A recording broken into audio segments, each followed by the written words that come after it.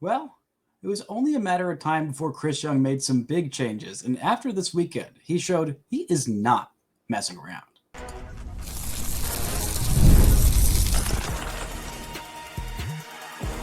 You are Locked On Rangers, your daily Texas Rangers podcast, part of the Locked On Podcast Network, your team every day. You are locked onto the Texas Rangers, the first and best daily Rangers podcast. I'm Bryce Patrick, a cripplingly addicted Texas Ranger fan covering this team for 12 seasons, including all 7 as the founder and host of this podcast. Thank you all so much for making Locked On Rangers your first listen every single day. If you're not already, you can follow me on Twitter at Bryce Patrick. You can follow the show at Locked On Rangers. Hit subscribe on your favorite podcasting platform and on YouTube, where the best way you can help grow the show is to comment nearly any single thing below. Now, on today's show, we're talking about this weekend, the Rangers making some huge changes, firing Donnie Ecker, placing Leody Taveras on waivers, and what it all means for this team moving forward. Before we get into all that, this episode is brought to you by Monarch Money. Take control of your finances with Monarch Money. Use code LOCKEDONMLB at monarchmoney.com for 50% off your first year. Now, the Rangers lost this weekend series against the Mariners very predictably. I might add, the Mariners hot as heck. The Rangers cold as the Dickens. Offensively, just absolutely frigid. And because of their offensive frigidity, Chris Young has made some big changes over the last few days. And heck, they might not be the last ones. After Thursday's game, just an incredibly mind-numbingly frustrated. I think the biggest crash out I've ever had on this show, just losing my mind. The Rangers optioned Jake Burger, a guy who has been a big league vet, who has had a pretty terrible first month as a member of the Texas Rangers, at least in the regular season. They optioned him to AAA because his performance was not good enough. And then after this weekend series where the Rangers did drop an 8 spot on Sunday, but it was too little, too late. Chris Young had already decided to make these changes. Donnie Ecker, the Rangers offensive coordinator, he was relieved of his duties or fired, however you want to say that. He is gone. The guy who was a big part of the Rangers offensive turnaround in 2023. He was the Rangers hitting bench coach / offensive coordinator at that time. He was a big reason why the Rangers had one of the best offenses in franchise history in 2023. He was a big reason why the Rangers won the World Series in 2023. But last year and this year, the Rangers offense has just been mediocre. Well, last year it was mediocre. This year it's just been awful. It's been truly awful so far this season. The Rangers have one of the lowest run scoring totals in all of Major League Baseball. Heck, they've only had just a couple of extra base hits in the last 10 days. Heck, the only home run they've had since last Thursday when they were in West Sacramento was a solo shot by Josh Smith and with 2 outs in the 9th inning of a game that the Rangers were losing 13-0 at that point. I mean, this offense, the power has dried up. Everything has dried up outside of these 2 games in the last week where the Rangers have, really jumped out to support Jacob deGrom with run support with the 15 runs that it was on Tuesday. After that Tuesday outing, the Rangers scored 2 or fewer runs in every game until this Sunday game. I mean, it's been brutal to watch. And that wasn't the only big change. Leody Taveras was placed on outright waivers. He is owed about $3-ish million for the rest of this year. Maybe it's closer to $3.5 million. If nobody wants to pick up those $3.25-ish million that are due to him for the rest of this season, then he can be taken off the 40-man roster and assigned outright to AAA Round Rock, which is probably what will end up happening if Leody does not choose to elect free agency. If Leody elects free agency, then he will forfeit the remaining $3.25 million on his contract, but he will be free to sign anywhere. While he's on waivers, anybody is free to claim him. Any other team is free to claim that salary. The Rangers tried to trade him, but they could not get any return for him. Nobody wanted Leody Taveras because it's been an awful year for him, especially. I mean, he's had a couple moments, including a 3-hit game against lefties. If he can hit lefties now, that'd be really good for him. Overall, offensively, it's not horrible offensive line so far this year with a 601 OPS. He does have a homer a trio of doubles and a triple, and has been a good base runner so far this season. But defensively, which is where Leody's bread is buttered, he has been objectively awful. With Leody Taveras, it is all about the defense. There are some plays in the field that Leody Taveras makes that I don't think any other outfielder I've seen, I've watched, at least for the Texas Rangers, be able to make those kinds of plays. I mean, he makes some truly spectacular plays defensively, but the routine plays, the mishandled bobbles, like that game that the Rangers blew in the 9th inning against the A's in West Sacramento, absolutely mind-numbing. Some of these just routine, easy plays that he just drops, like that ball in Chicago at Wrigley Field that just dropped out of his glove. It's just inexcusable. And that's why for weeks now, the writing has been on the wall with Leody Taveras. This offense just has not turned it around, and that's why the Rangers are parting ways with Donnie Ecker. I don't know exactly what's going to happen next in terms of the Rangers' offensive coaching staff. It just feels like with Leody, he'd been given ample chances, and it's kind of ironic that this week he became the franchise league leader in games played in center field, and then not 7 days later, he was put on waivers. It's just kind of the way baseball goes at this point. And with Donnie Ecker, I don't think that Donnie Ecker is a bad coach. I don't think that the message that he was sending these players was necessarily a bad one. It just wasn't resonating. Whatever he was saying, he could have been giving the best offensive game plans in the history of baseball. And I don't think it would have mattered at this point. It's just sometimes good coaches just lose the room. Sometimes you hear from the same guys too many times, and no matter what they're saying, it's just falling on deaf ears. And that's kind of what it seems like it became the case in this year with Donnie Ecker. I mean, last year, the Rangers offense, I thought, would pull out of it. And this is a sign of Chris Young learning. He's still a very young GM. I mean, not only just young for the position, but he just hasn't been in front offices for that long. Heck, he was in the commissioner's office before he came to the Rangers. And before that, he was a player. I'm pretty sure he went to go to the commissioner's office right out of his playing days.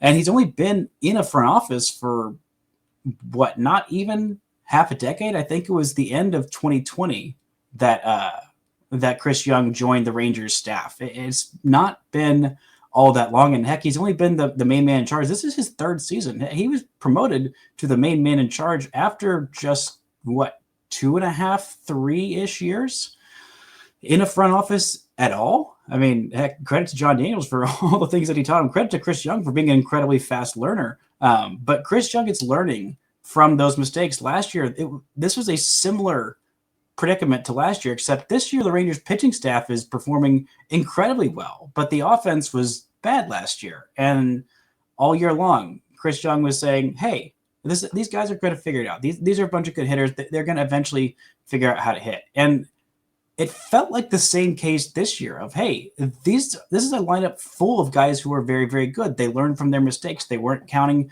too much on rookies to save this offense. They brought in some known commodities in Jake Berger, in Jock Peterson, in Kyle Higashioka, in Kevin Pillar. They thought, okay, well, even if some of our guys continue to regress, even if Jonah Heim continues to have another poor offensive season like last year, even if Adolis Garcia has another poor offensive season like last year, even if Leody Taveras has another poor offensive season like last year, we've got some guys who we know are at least going to be pretty good to come in and fix this offense. And so far, they are over all of them pretty much at this point. I mean, Higgy's been fine. Berger was bad. Jock Peterson has been awful and also deeply unlucky. Leody Taveras has been kind of a disaster. Adolis Garcia has been, down offensively. Jonah Heim's kind of bouncing back. Josh Young's kind of bouncing back. Josh Smith is looking like a revelation out there. You also got the breakthrough from Wyatt Langford, although he's having a rough week for sure. It's just, it hasn't been enough. And instead of waiting months and months and months, Chris Young has seen 1 month of this pitching staff being mostly exceptional. I mean, Nathan Eovaldi, Jacob deGrom, Tyler Mahle, all of them fantastic. We saw a little bit of a blow-up start from Jack Leiter this weekend. I think it was a little bit better than those stats indicate. Heck, you're getting a lot out of Patrick Corbin. He's been good. Not just fine, not just good for Patrick Corbin. No, he's been a good starter, the guy who had been so bad for the last half decade. The Rangers saw something. They brought him in, and he is a very, very quality number 4 starter because he has surpassed either Rucker or Leiter with the rough last couple of starts by those two Vandy rookies. And this offense just has to be mediocre. The pen has been good enough. It's been good enough. It's not been perfect. It's been good enough. The starting rotation has been exceptional, and the offense has been horrible. And so he's not waiting to make these changes. And these might not be the last changes, but the thought is, well, when you get rid of one guy, what the heck comes next? Let me talk about exactly what comes next and why it actually might be enough to fix this Rangers squad right after this. This show is brought to you by Monarch Money. You ever check your bank account and wonder, where did my money go? Between dining out, online shopping, and entertainment, it is easy to lose track. That's where Monarch Money comes in, your personal CFO, giving you full visibility and control over your finances. Monarch Money isn't just a budgeting app. It's a complete financial command center. You can track all your accounts, investments, and spending in one place, so you stop just managing your money and you start building wealth. Instead of juggling multiple apps, you can use Monarch to check your finances, track spending, and even plan long-term goals. Managing money with your partner is smoother than ever with Monarch. You can track your shared expenses and personal accounts, set goals, and stay on the same page without all that stress. Take control of your finances with Monarch Money. Use code LOCKEDONMLB at monarchmoney.com for 50% off your first year. That's monarchmoney.com, code LOCKEDONMLB for half off your first year. Now, shout out to the Everydayers for making Locked On Rangers your first listen every single day. On tomorrow's show, I'll probably go a little bit more into detail about exactly what all these changes mean, where the Rangers are going to go from here. I'm probably going to try and get into what happened this weekend because there were 3 games that have happened since I last talked to y'all, but that is coming up later on this week. But now the Rangers do not have a center fielder, or well, they don't have the center fielder they win this year. They don't have the offensive coordinator they had heading into this year. And what does that mean?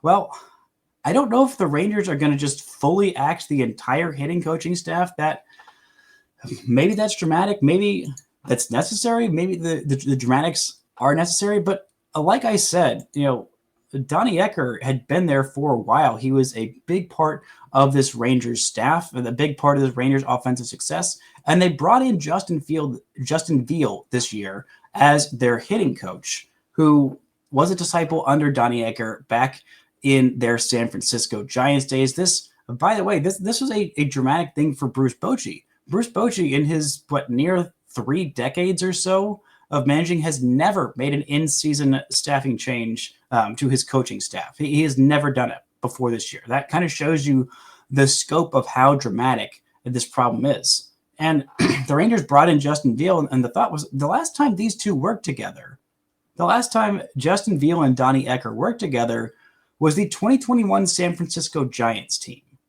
That was inexplicably one of the best offenses we may have ever seen in baseball. And it came from a bunch of guys who were old, who were washed, who looked very much over the hill, all of them having career seasons at the same time. And Justin Veal and Donnie Ecker had a huge part in that. I mean, guys like Brandon Belt, Buster Posey, Brandon Crawford.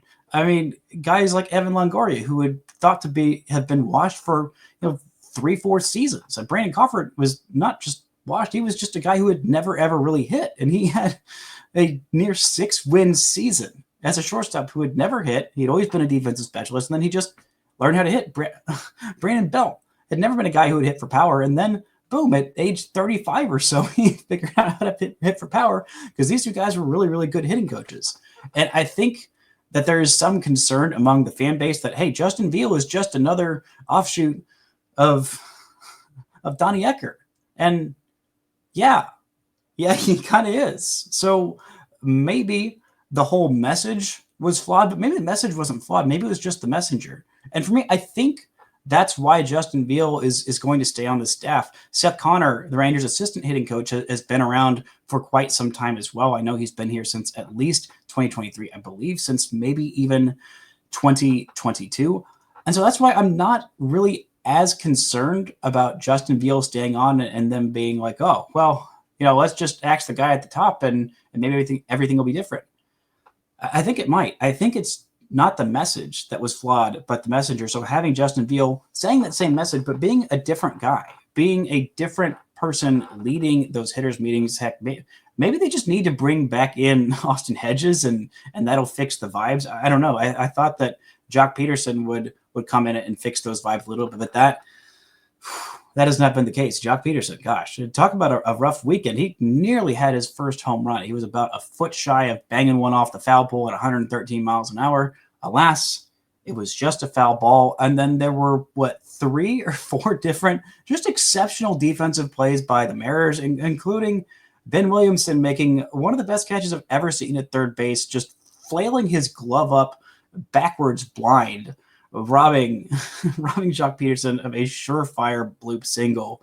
It's just been a really tough go of it for Jock Peterson. But that's why I think Justin Veal is probably going to stick around. They'll have some, shuffling of maybe titles. I don't know. Having just an offensive coordinator is not something that's really happened in baseball. They kind of wanted an overall guru, a promotion of sorts, to even, bring Donnie Ecker over from the Giants, because it's like, why would I go leave this Giants team that I've turned into a hitting juggernaut to go be the exact same position? And the Rangers brought him over to be their bench coach / offensive coordinator. So kind of an upgrade, an improvement. But then after last year and the offense taking a step back, they just decided Donnie Ecker would only be the offensive coordinator, not also the bench coach. So his duties would solely be focused on hitting. I think it's a lot of titles. He was the head man in charge of hitting. And it used to be that was just the hitting coach. And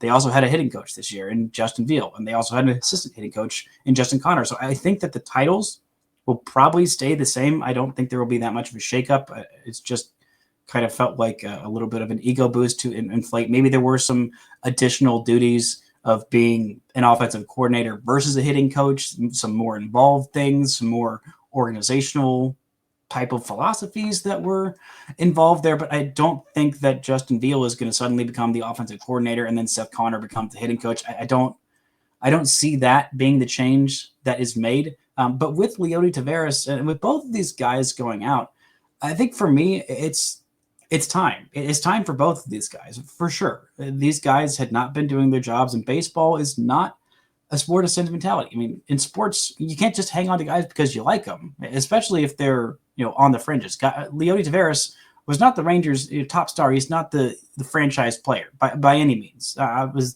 never been saying that, despite times of me thinking that Leody was getting a little bit more flack than they deserve. But it honestly kind of broke my heart watching the gleeful joy that a lot of Rangers fans, and including some lifelong ones who wanted nothing more in this earth than watching the Rangers get their first title.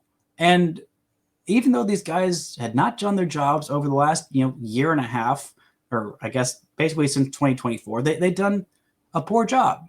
And yeah, it's fine to point that out, but to celebrate both these guys losing their jobs, these are still human beings, and these are human beings that helped bring the Rangers their first title.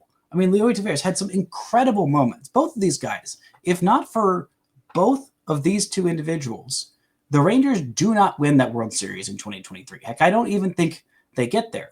Leody Taveras was maddening for sure.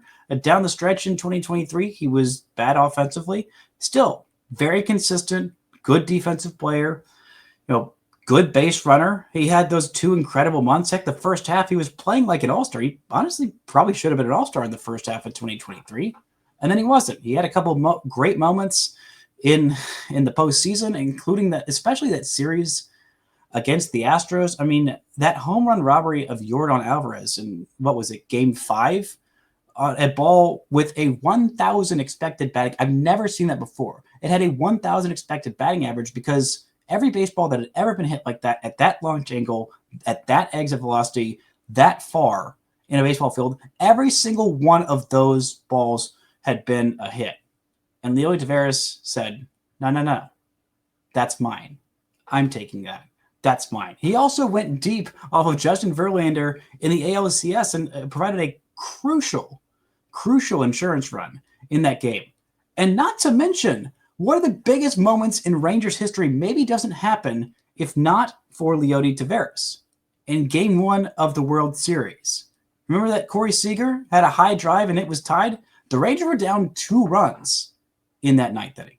They were down 2 runs. If not for Leody Taveras working a walk 2 plate appearances before, that would not have been a game-tying home run. And heck, maybe the Rangers lose that Game 1. Heck, maybe they lose the World Series. If not for that walk by Leody Taveras. We don't know. We will never know. And while it was time for these 2 things to happen, there's no part of me that is going to be celebrating 2 men losing their jobs, especially ones that were such big parts of the biggest moment in Rangers franchise history. I think that's where a lot of my frustration comes from. Coming up, we're going to talk about the rest of this weekend series, why the Rangers bats. Maybe they'll finally figure it out after an 8 spot on Sunday, and a little bit about this pitching staff that did, well, for the most part, their jobs this weekend. All that and more right after this. This show is brought to you by Upwork. Scaling your business requires the right expertise at the right time. With Upwork, you can find specialized freelancers in marketing, development, design, and more. Experts ready to help take your business to the next level.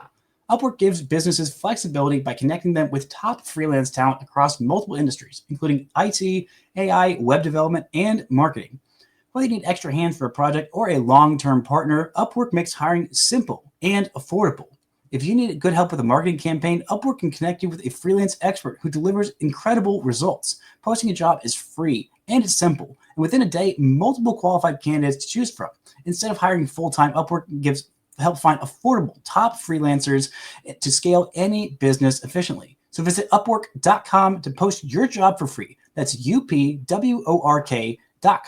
Upwork.com to connect with top talent and grow your business today. Shout out to the everydayers making Locked On Rangers your first listen every single day. On Wednesday's show, I will be back and talking about first game of this series against the Red Sox. Maybe it will be an offensive bonanza by the Texas Rangers, teeing off on Lucas Giolito. Nathan Eovaldi returns to Fenway. And we'll see exactly what happens there. But either way, I'll be talking about no matter what happens, and maybe we'll even know some more big changes by that point. But I do want to talk about this weekend series overall. Not as bad as I feared, honestly, with how hot the Mariners had been and with how poorly Friday went.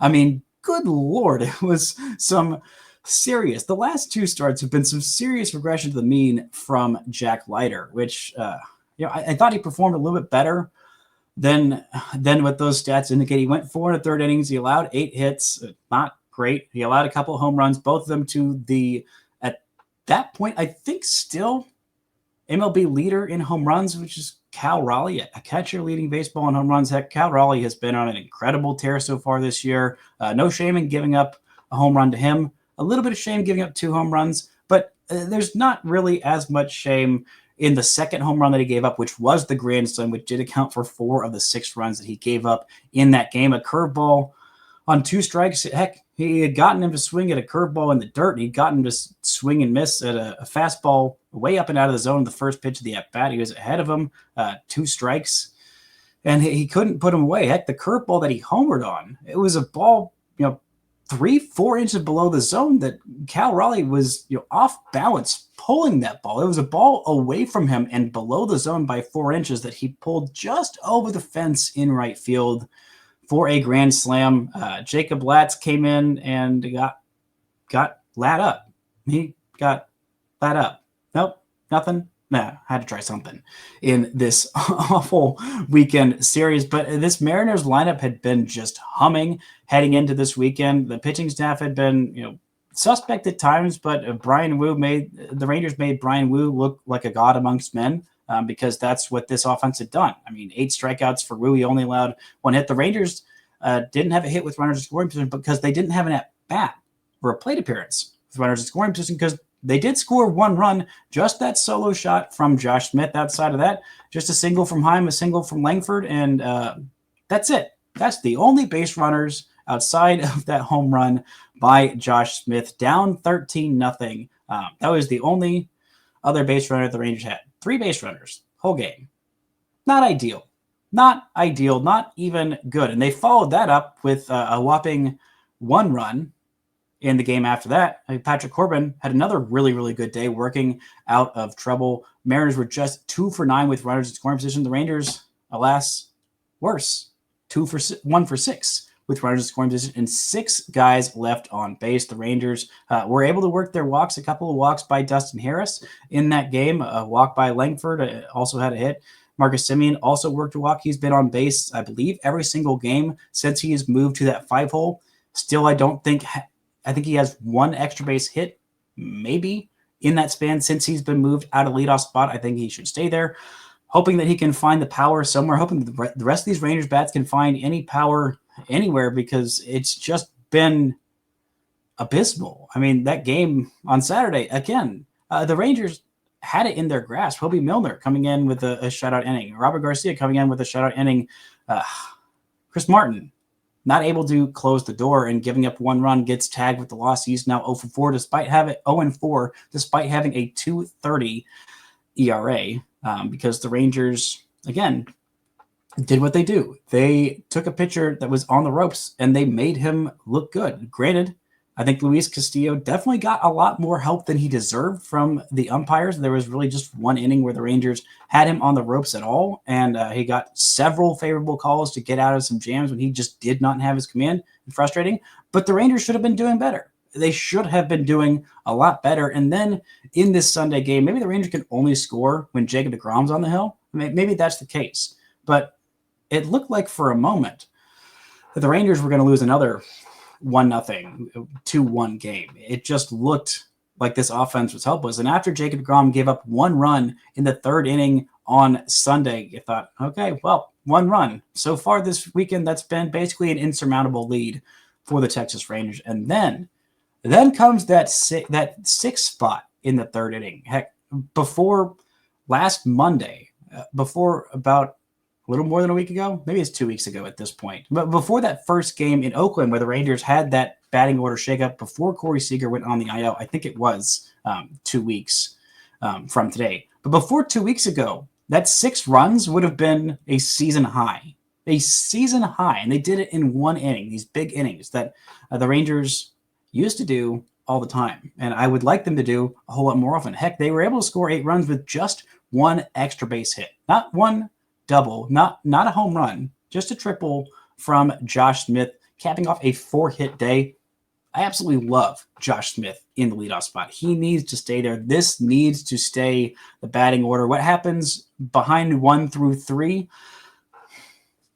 Anybody's guess at this point. I mean, who knows exactly what's going to happen? And oh, by the way, Blaine Krim coming up for his big league debut. He did reach base a couple of times in this game, worked his first major league walk, also got hit by his first major league pitch, scored his first major league run, still has not yet tallied his first major league hit. I'm sure that will happen at some point. I'm hoping in Boston, hoping it's on the Tuesday game. Blaine Krim, a guy who has been in the minor leagues for a long time, got his shot because the Rangers demoted Jake Berger, but Blaine Krim didn't single-handedly save this offense. He didn't play on Saturday. I'm a little surprised that he didn't, but that was more to give Jock Peterson some time in this lineup. Corey Seager, a soft landing because he is back in this lineup, back from the hamstring injury. He DH'd that first game. He played most of the game on Sunday. He was pulled a little bit later. Leody Taveras, a defensive replacement. His last appearance maybe ever, at least for now, with the Rangers big league club, moving Josh Smith from center field to shortstop in that final inning of work. Seager was able to get a 2 RBI single.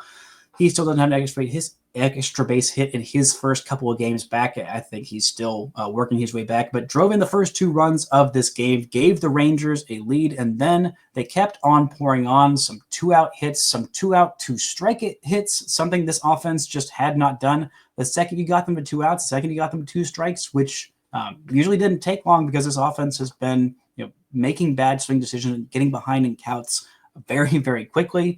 But they were able to do it. A couple of hits from Adolis Garcia in this one, a couple RBIs from him, an RBI from Josh Young, an RBI from Corey Seager, or 2 RBIs from Corey Seager, an RBI from Smith, and an RBI from Langford, including a RBI triple from Josh Smith. Somehow he had 4 hits in this one. And the bottom of the Rangers order was not getting into scoring position for Josh Smith because he only had that 1 RBI, and it took a triple, with Josh Young on the move, a funky hop and a good hop. But I think for right now, Josh Smith playing center field every single day, I think that's going to be the move. I'll talk a little bit more about Evan Carter, why I think he's probably coming up on tomorrow's show. I'll probably talk a little bit about Ezekiel Duran, who has been crushing it since he got sent down to AAA. A great sign for him. People forget about Ezekiel Duran. I still think he's going to be a good big league hitter at some point. It was a rough first start to the season for him. It's been a rough first start to the season for